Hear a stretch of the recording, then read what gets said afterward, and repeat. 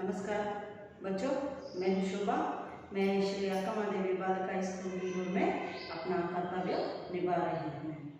बच्चों आइए, आज हम 9वीं कक्षा के स्वामी विवेकानंद इस गद्य के बारे में जानकारी प्राप्त करेंगे। बच्चों पहले हम कवि सारे लेखक परिचय को प्राप्त करेंगे। इस गद्य का लेखक है स्वामी जगदीश चंद्र, डॉक्टर जगदीश चंद्र। बच्चों जगदीश चंद्र जी की एक बहुत अनोखा विशेषता है कि यहाँ पर मैं लिखती हूँ बच्चों, आप भी अपने नोट में लिख लीजिए।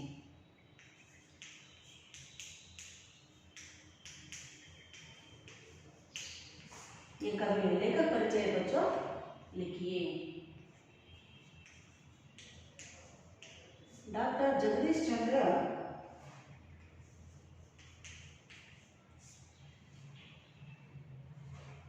भारत के बालक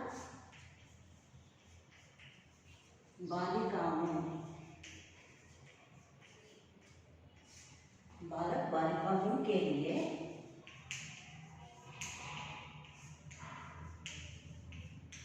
महान पुरुषों का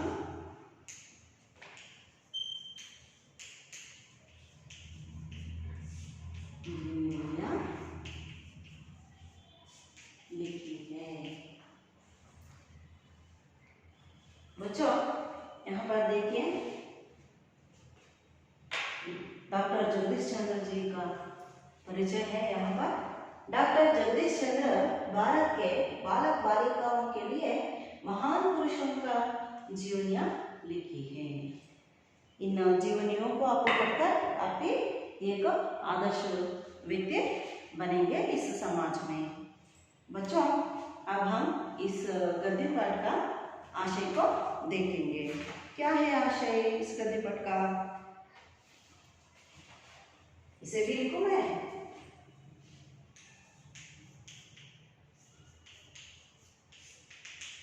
आशय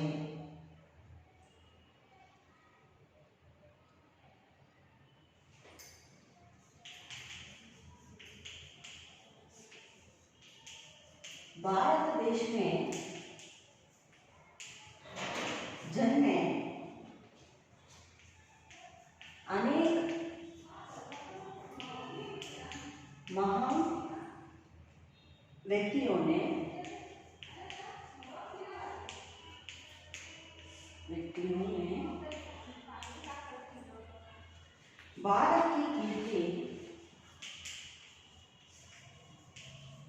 भारत के कीर्ति विदेशों में फैलाई है। ऐसे ही एक महान पुरुष स्वामी विवेकानंद। यह है पहला आशय इस गद्य पाठ का। दूसरा है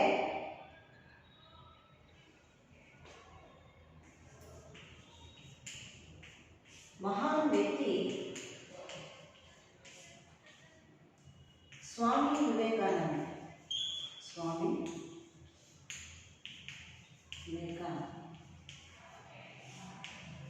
नंद जी के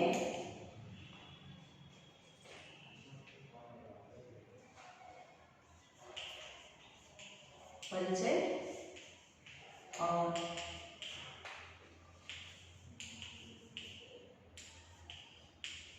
देश प्रेम की स्वामी विवेकानंद जी की परिचय भी आप इस गद्य पाठ में प्राप्त करेंगे और देश प्रेम की प्रेरणा मिलेगी।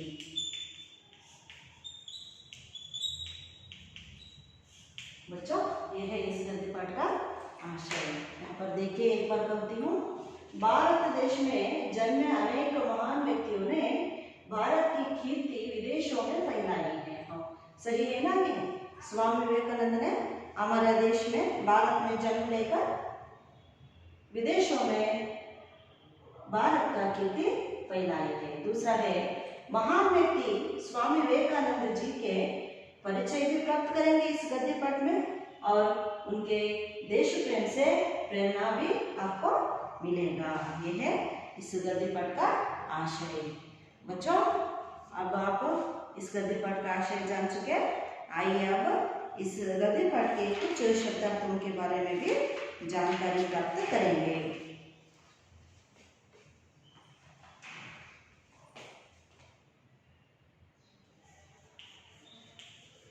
शब्दार्थ। घराना। घराना इस शब्द का अर्थ है कुल। कन्नड़ में भी हम इसे कुला कहते हैं। भ्रमण करना, दूसरा है भ्रमण करना, अर्थ है घूमना। भ्रमण करने का अर्थ क्या है? घूमना। तीसरा प्रतिष्ठित, इसका अर्थ है प्रसिद्ध। प्रसिद्ध का अर्थ है फेमस। चौथा धर्मपरायण, इसका अर्थ है धर्म का पालन करने वाला। धर्म का पालन करने वाला।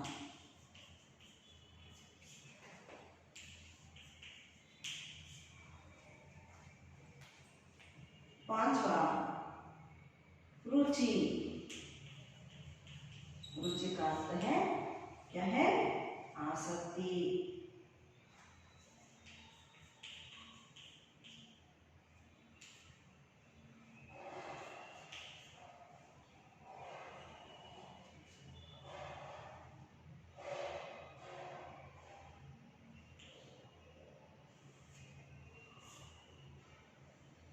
आसक्ति। और छठवा है व्याख्यान। इसका अर्थ है, व्याख्यान का अर्थ है भाषण। और सातवां है बच्चों जिज्ञासा। क्या है इसका अर्थ? जिज्ञासा का जानने की इच्छा।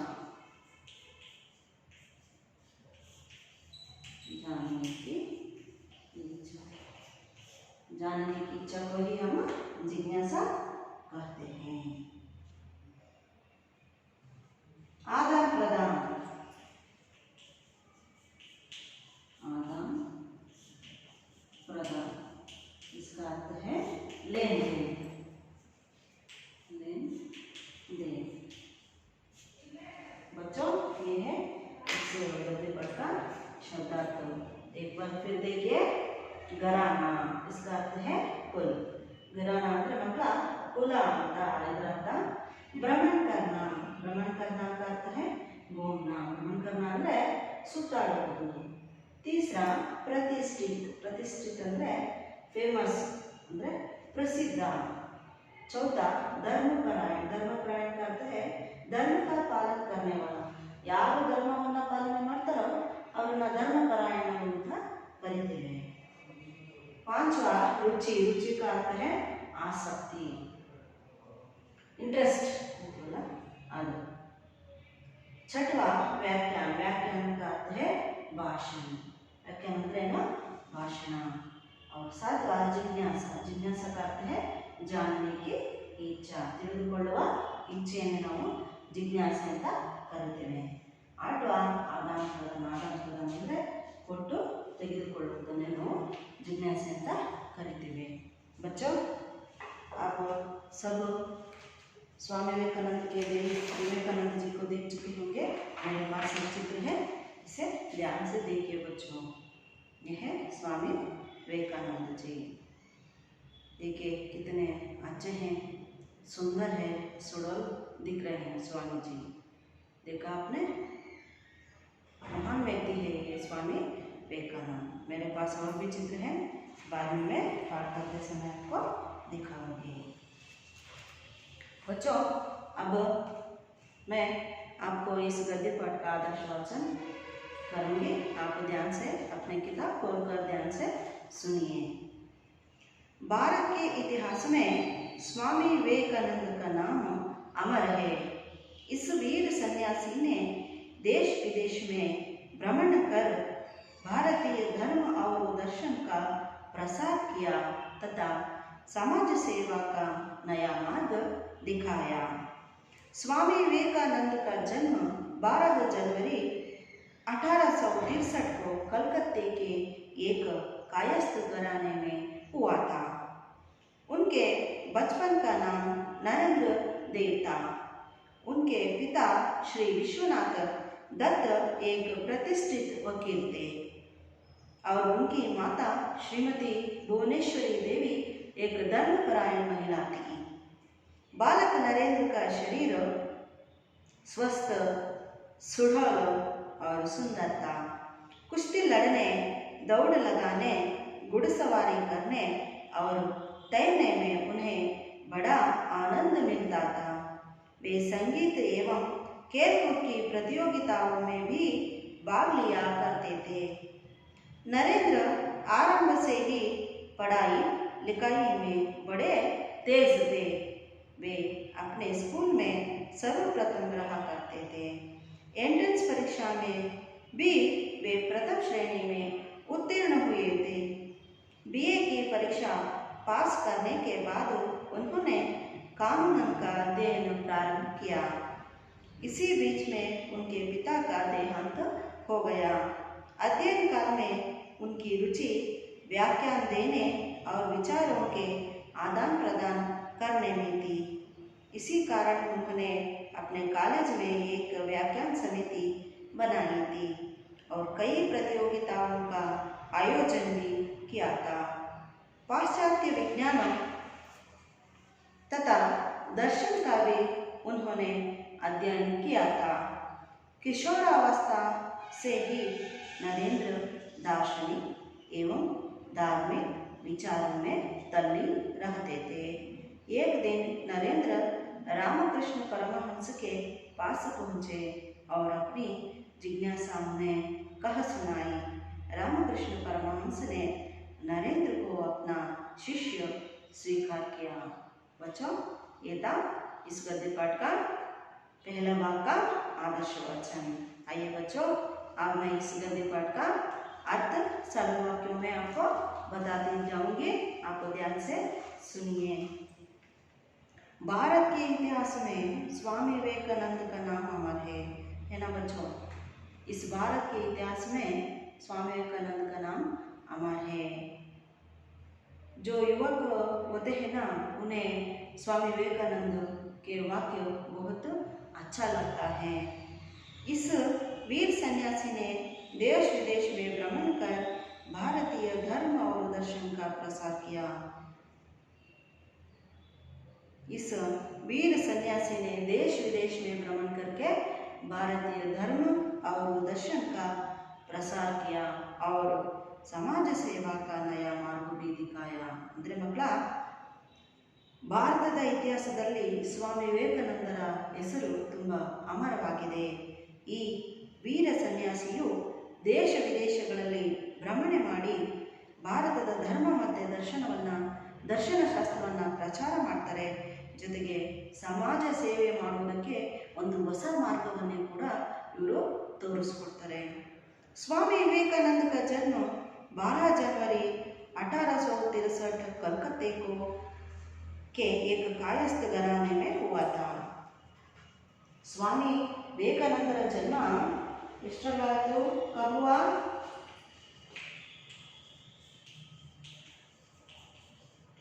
विवेकानंद का जन्म कब हुआ बच्चों? 12 जनवरी 1863 को स्वामी विवेकानंद का जन्म हुआ. कहाँ हुआ स्वामी विवेकानंद का जन्म? कलकत्ते में हुआ. एक कायस्थ घराने में हुआ था. मतलब स्वामी विवेकानंदर जन्म 12 ಜನವರಿ 1863 ಕಲ್ಕತ್ತಾ घराने में हुआ था। कायस्थ ಅಂದ್ರೆ ಒಂದು ಶ್ರೀಮಂತ ಕುಟುಂಬದಲ್ಲಿ ಅವರ ಜನ್ಮ ಆಯಿತು। उनके बचपन का नाम नरेंद्र देव था। क्या था स्वामी विवेकानंद का बचपन का नाम? नरेंद्र देव। बचपन का नाम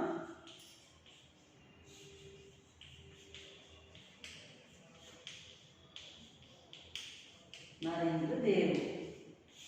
एक अंक के प्रश्नोत्तर में पूछे जाएंगे, आपको ध्यान से देखिए बच्चों। स्वामी विवेकानंद का बचपन का नाम क्या था? नरेंद्र देव। उनके पिता श्री विश्वनाथ दत्त एक प्रतिष्ठित वकील थे। देखिए बच्चों, और उनकी माता श्रीमती भुवनेश्वरी देवी धर्मपरायण महिला थी। ಮಕ್ಕಳ ಸ್ವಾಮಿ ವಿವೇಕಾನಂದರ ಬಾಲ್ಯದ ಹೆಸರು ನರೇಂದ್ರ ದೇವ ಅಂತ, ಅವರ ತಂದೆಯ ಹೆಸರು ಶ್ರೀ ವಿಶ್ವನಾಥ ದತ್ತ। ಇವರು ಕೂಡ ಒಬ್ಬ ಪ್ರಸಿದ್ಧವಾದಂತಹ ವಕೀಲರಾಗಿದ್ದರು। ಅವರ ತಾಯಿಯ ಹೆಸರು, ಸ್ವಾಮಿ ವಿವೇಕಾನಂದರ ತಾಯಿಯ ಹೆಸರು ಶ್ರೀಮತಿ ಭುವನೇಶ್ವರಿ ದೇವಿ। ಇವರು ಒಬ್ಬ ಧರ್ಮಪರಾಯಣ ಮಹಿಳೆ ಕೂಡ ಆಗಿದ್ದರು, ಅಂದರೆ ಧರ್ಮವನ್ನು ನಂಬುವಂತಹ ಒಬ್ಬ ಮಹಿಳೆಯಾಗಿದ್ದರು। बालक नरेंद्र का शरीर स्वस्थ सुडौल और सुंदर था। कैसा था? उनका शरीर स्वस्थ था। स्वस्थ ಅಂದರೆ ಆರೋಗ್ಯ, ಆರೋಗ್ಯವಾಗಿತ್ತು। ಸುಡೋಲ್, ಸುಡೋಲ್ ಅಂದರೆ ಗಟ್ಟಿಮುಟ್ಟಾಗಿತ್ತು। और सुंदर था, ಮತ್ತೆ ಹೇಗಿತ್ತು? ಸುಂದರವಾಗಿತ್ತು। बालक नरेंद्र का शरीर स्वस्थ था, सुडौल था और सुंदर भी था।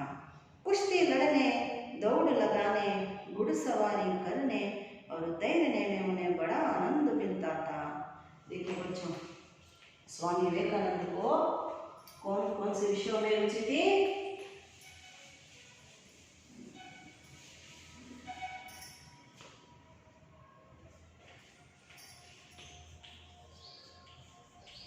कुश्ती लड़ने ಅಂದ್ರೆ ಕುಸ್ತಿ ಆಡೋದು ಮಕ್ಕಳ, दौड़ लगाने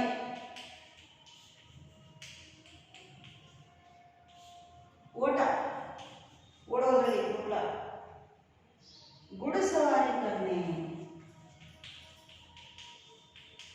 घुड़सवारी ಅಂದ್ರೆ ಮಕ್ಕಳ ಕುದುರೆ ಓಡಿಸೋದು ಮಕ್ಕಳ, ಅವರು ತೈರನೆ, ಮತ್ತೇನೋ ತೈರನೆ, ಮತ್ತೆ ಇದು ಇದೆ ಸಂಗೀತ ಕೇಳುವುದು।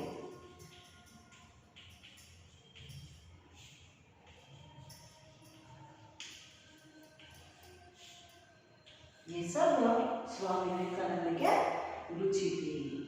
इन सब विषयों में स्वामी विवेकानंद के रुचि थे बच्चों। बच्चों ಮಕ್ಕಳ ಸ್ವಾಮಿ ವಿವೇಕಾನಂದರವರಿಗೆ ಕುಸ್ತಿ ಆಡೋದ್ರಲ್ಲಿ, ಓಡುವುದರಲ್ಲಿ, ರನ್ನಿಂಗ್ ಓಡೋದ್ರಲ್ಲಿ ಮಕ್ಕಳ, ಹಾಗೆ ಕುದುರೆ ಸವಾರಿ ಮಾಡೋದರಲ್ಲಿ ಹಾಗೂ ಈಜುವುದರಲ್ಲಿ ತುಂಬಾ ಆನಂದ ಸಿಗ್ತಾ ಇತ್ತು ಅವರಿಗೆ। ಜೊತೆಗೆ ಅವರಿಗೆ ಸಂಗೀತ ಅಂದ್ರೂ ಕೂಡ ತುಂಬ ಇಷ್ಟವಾಗ್ತಿತ್ತು। ಜೊತೆಗೆ ಆಟದ ಸ್ಪರ್ಧೆಗಳಲ್ಲಿ ಭಾಗವಹಿಸುವುದಂದ್ರೂ ಕೂಡ ಅವರಿಗೆ ತುಂಬಾ ಇಷ್ಟ ಆಗ್ತಾ ಇತ್ತು। अब सबको भी खेलना कूदना बहुत अच्छा लगता है ना, ऐसे ही नरेंद्र आरंभ से ही पढ़ाई लिखाई में बड़े तेज थे। पढ़ाई लिखाई में वो बहुत होशियार थे।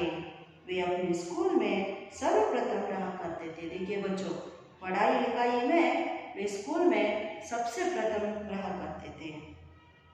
एंट्रेंस परीक्षा में भी वे प्रथम श्रेणी में उत्तीर्ण हुए थे। देखिए बच्चों, एंट्रेंस परीक्षा में उन्होंने प्रथम श्रेणी ಅಂದರೆ प्रथम दर्जेಯಲ್ಲಿ ಅವರು ಉತ್ತೀರ್ಣರಾಗಿದ್ದರು। बीए की परीक्षा पास करने के बाद उन्होंने कानून का अध्ययन प्रारंभ किया। बीए परीक्षा ಆದ ನಂತರ ಅವರು ಕಾನೂನಿನ ಅಧ್ಯಯನವನ್ನು ಮಾಡ್ತಾರೆ ಮಕ್ಕಳ। इसी बीच में उनके पिता का देहाಂತ हो गया। ಈ ಮಧ್ಯದಲ್ಲಿ ಅವರ ತಂದೆಯ ಮರಣವನ್ನಾಗ್ತಾರೆ ಮಕ್ಕಳ। बच्चों, स्वामी विवेकानंद कुश्ती लड़ने, दौड़ लगाने, घुड़सवारी करने और तैरने में बहुत उन्हें आनंद मिलता था। आपको मालूम है ना, इन्हीं से उनका देह मजबूत हो चुका था। बच्चों, मेरे पास स्वामी विवेकानंद जी के एक चित्र है, देखिए, देख रहे हैं आप? छोटा है मगर बहुत ही सुंदर चित्र है। देखा, यह है स्वामी विवेकानंद।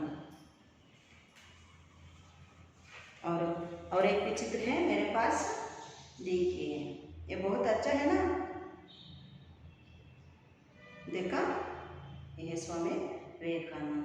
आपको भी खेल कूद में भाग लेना जरूरी है। इससे क्या होता है मालूम है? आपका देह सुदृढ़ बन जाता है। अध्ययन काल में उनकी रुचि व्याख्यान देने और विचारों के आदान प्रदान करने में थी। बच्चों, वे पढ़ते समय उनकी रुचि ज़्यादा से उनकी रुचि यानी इंट्रेस्ट व्याख्यान देने और विचारों के आदान प्रदान करने में थी। ಅಂದರೆ ಯಾವುದೇ ಒಂದು ವಿಚಾರವನ್ನು विमर्शे ಮಾಡೋದ್ರಲ್ಲಿ ಅವರಿಗೆ ತುಂಬಾ आसक्ति इತ್ತು बाल्यದಲ್ಲಿ। इसी कारण उन्होंने अपने कॉलेज में एक व्याख्यान समिति बनाई थी। इसी कारण से उन्होंने अपने कॉलेज में एक व्याख्यान समिति ಈ ಒಂದು ಕಾರಣದಿಂದ ಅವರು ತನ್ನ ಶಾಲೆಯಲ್ಲಿ ಒಂದು ವ್ಯಾಖ್ಯಾನ ಸಮಿತಿಯನ್ನು ಕೂಡ रचना ಮಾಡಿರ್ತಾರೆ। और कई प्रतियोगिताओं का आयोजन भी किया था। और अनेक ಸ್ಪರ್ಧೆಗಳನ್ನು ಕೂಡ ಇವರು ಆ ವ್ಯಾಖ್ಯಾನ ಸಮಿತಿ ಕಡೆಯಿಂದ ಆಯೋಜಿಸಿರುತ್ತಾರೆ। पाश्चात्य विज्ञान तथा दर्शन का भी उन्होंने अध्ययन किया था। देखिए बच्चों, आप अंडरलाइन भी कीजिए इसे। पाश्चात्य विज्ञान और दर्शन ಶಾಸ್ತ್ರದ ಬಗ್ಗೆನೂ ಕೂಡ ಅವರು अध्ययन ಮಾಡಿರ್ತಾರೆ। किशोरावस्था से ही नरेंद्र दार्शनिक एवं धार्मिक विचारों में तल्लीन रहते थे। ಬಾಲ್ಯಾವಸ್ಥೆಯಲ್ಲೇ ಅವರು दार्शनिक ಮತ್ತು धार्मिक विचारಗಳಲ್ಲಿ ತುಂಬ तल्लीनराಗ್ತಿದ್ರು। उन्हें बहुत पसंद होता था बच्चों दार्शनिक विचारों को पढ़ना, सुनना, देखना और धार्मिक विचारों पर अपना अभिप्राय व्यक्त करना, उन्हें समझना भी उन्हें बहुत पसंद रहता था। इसलिए वे तल्लीन रहते थे। एक दिन नरेंद्र रामकृष्ण परमहंस के पास पहुँचे। देखिए बच्चों, उनका आशा पूरा हो चुका है। एक अंत तक एक दिन नरेंद्र ने स्वामी रामकृष्ण परमहंस के पास पहुँचते हैं। देखे हैं आपको स्वामी रामकृष्ण परमहंस को? देखिए बच्चों, यहाँ पर एक छोटा चित्र है मेरे पास। रामकृष्ण परमहंस है इधर, देखा? उनके पास है उनकी पत्नी शारदा माता है। और पहले है कौन है? पहले सही पहचाना आपने, पहले स्वामी विवेकानंद है, रामकृष्ण परमहंस है, तीसरा है शारदा माता है। बच्चों देखिए, आगे बढ़ते हैं। देखिए, एक दिन नरेंद्र रामकृष्ण परमहंस के पास पहुंचे और अपनी जिज्ञासा उन्हें का सुनाई। उनके मन में जो अनेक प्रश्न था ना, जो उत्तर नहीं मिला था, उन्होंने उन प्रश्नों को जानने की इच्छा उन्होंने परमहंस जी के साथ प्रकट करते हैं। रामकृष्ण परमहंस ने नरेंद्र को अपना शिष्य स्वीकार किया।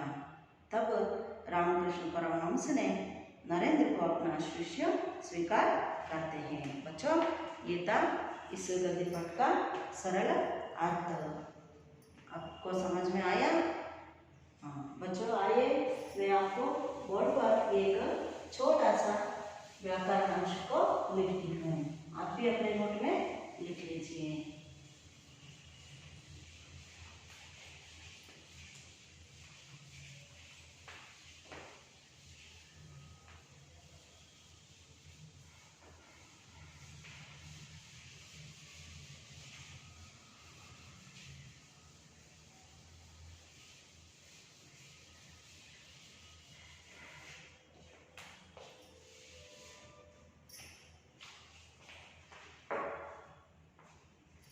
वचन बदलिए।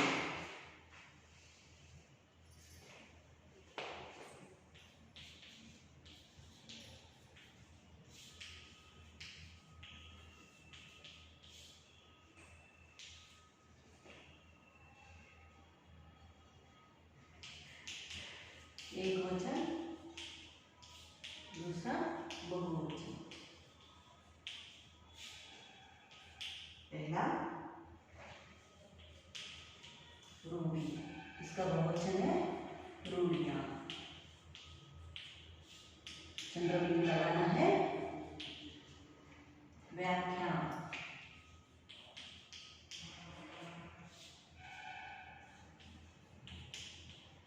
व्याख्याएं। सेवा, सेवाएं।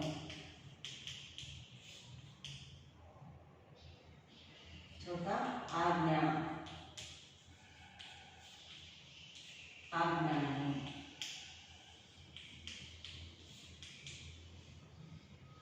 पांचवा उपाधि, उपाधियां।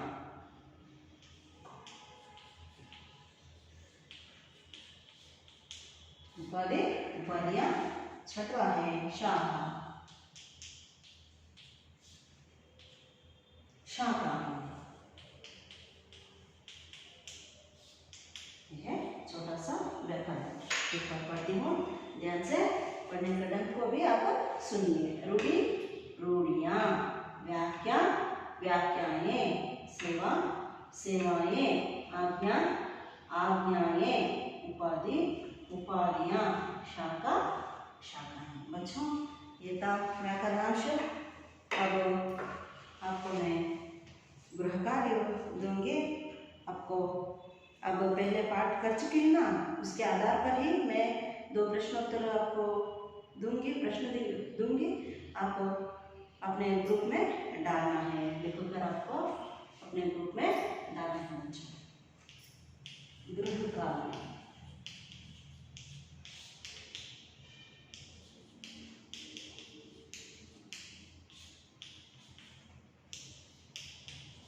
दो 3 वाक्यों में उत्तर लिखना।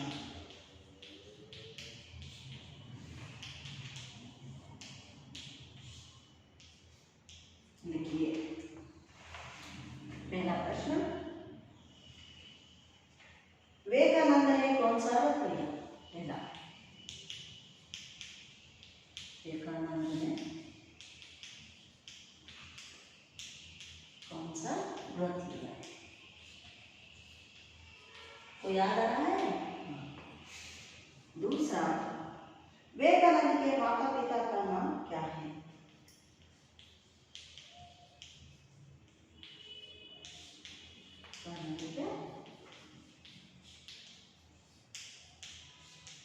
माता पिता का नाम क्या है?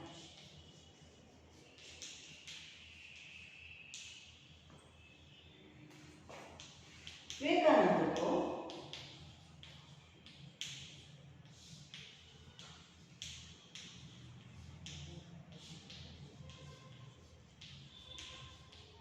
किन विषयों में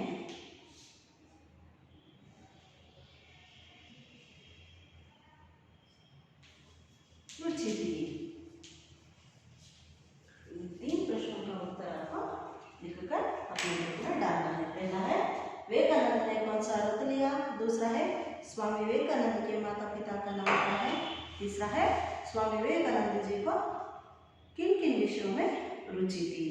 रुचि यानी अभिरुचि यानी इंटरेस्ट थी। बच्चों मैं यहाँ पर गद्य पाठ को समाप्त करती हूँ। अगले कल आपको मिलूंगी। नमस्कार।